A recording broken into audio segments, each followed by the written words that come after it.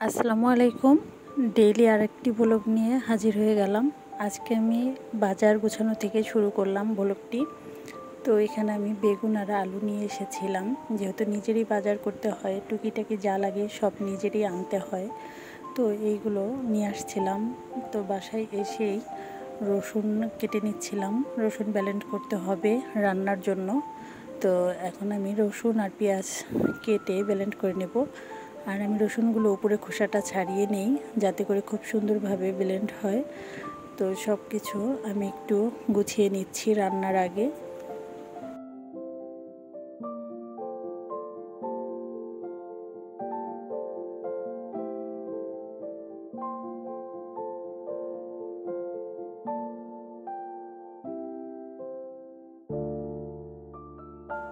মশলাগুলো ব্লেন্ড করে নেওয়া হয়ে গেছে। আর দেখতে পাচ্ছেন, তাজা মশলা দিয়ে রান্না করলে কিন্তু খুবই টেস্ট হয়। তো আজকে আমি কই মাছ রান্না করব, তো এই জন্য ভালোভাবে কেটে ধুয়ে পরিষ্কার করে নিয়েছি। এবার আমি এতে হলুদ আর লবণ লাগিয়ে নেব ভাজার আগে।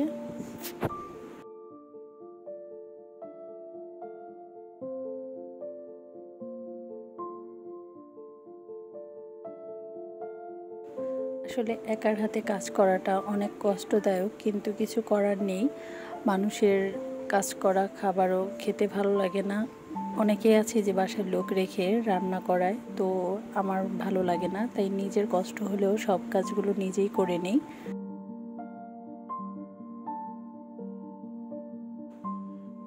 মাছটা আমি একটু কড়া করে ভেজে নেব। আর এইভাবে ভেজে নিলে কিন্তু খেতে অনেক ভালো লাগে। মাছ না ভাজলে কেমন যেন তরকারিটা আমার কাছে ভালো লাগে না, তাই সব মাছই আমি একটু ভেজে রান্না করার ট্রাই করি।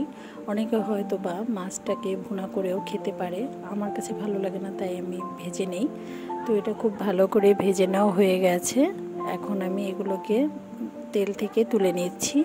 তো আমার বাসায় বেশি মানুষ না, যেহেতু আমার 2 ছেলে আর আমি, এই জন্য 4 পিস মাছ নিয়েছি। আমার এক ছেলে তো 7 মাস বয়স, আর একটা ছেলে ওর 8 বছর। তো এই ছেলের জন্য এই মাছই যথেষ্ট। তো আমি মশলাটাও কষিয়ে নিলাম। আর এখানে আমি ধুন্দুল কেটে ধুয়ে নিয়েছিলাম, ওইটা দিয়ে মশলার সঙ্গে কষিয়ে নিচ্ছি। তারপর আমি এর মধ্যে মাছ দিয়ে দেব। আর ধুন্দুলের তরকারিও কিন্তু খেতে অনেক ভালো লাগে, আমার খুব পছন্দ, আমার ছেলেও পছন্দ করে। তাই এই তরকারিটা আমরা প্রায় সময়ই খাই, যেহেতু গাছের ধুন্দুল এগুলো, আর খুব নরম ছিল।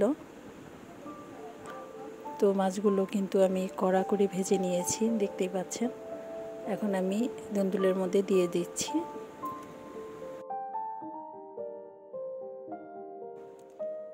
তো মাছ রান্না করা প্রায় হয়ে গেছে। এখন এই মাছটা দিয়ে কিছুক্ষণ নেড়ে চেড়ে উঠিয়ে নেব।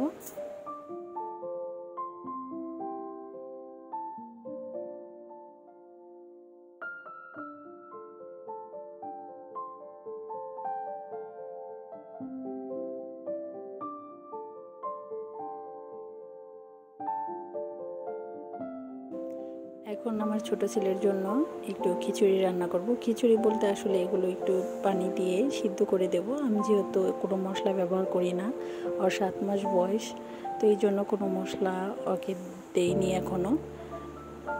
এতে আমি পানি দিয়ে আরেকটা দেশি মুরগির ডিম দিয়ে দিচ্ছি। তো এসব কিছু সিদ্ধ করে নিয়ে আমি ব্লেন্ড করে ওকে দেব। আর এই খিচুড়িটাই আমি প্রায় সময় দেই, আমার ছেলে খেতে পছন্দ করে এই খিচুড়িটা। এখন একটু বেগুন ভেজে নিচ্ছি, যে বেগুনটা আজকে কিনে নিয়ে আসছিলাম। তো ভাবলাম তাজা বেগুন একটু ভেজে ভর্তা করব। আর বেগুন ভর্তা আমার কাছে ভালো লাগে। তা আসলে আমার পছন্দের খাবারই বেশি রান্না করা হয়, যেহেতু আমার ছেলেরা ছোট, ওরা ওই রকম এইসব খেতে চায় না। তো এই জন্য নিজের পছন্দ মতো খাবারই একটু বেশি রান্না করি।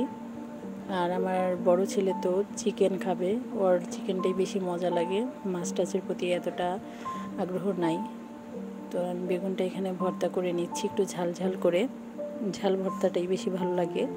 আর যে কোনো ভর্তাতেই ঝাল না থাকলে খেতে বেশি একটা ভালো লাগে না। তো বেগুন ভর্তা করা হয়ে গেলে আমি দুপুরের খাবারটা খাবো। আর আমার ছেলে আগেই খেয়ে নিয়েছে। আশা করছি আমার এই ডেইলি ব্লগগুলো আপনাদের ভালো লাগলে অবশ্যই আমাকে সাপোর্ট করবেন। আপনাদের কাছে রিকোয়েস্ট রইল চ্যানেলটি সাবস্ক্রাইব করে দিবেন আর ভিডিওতে লাইক, কমেন্ট এবং শেয়ার করতে ভুলবেন না। সবাই ভালো থাকবেন। আজকের মতো এখানেই বিদায় নিচ্ছি। আল্লাহ হাফেজ।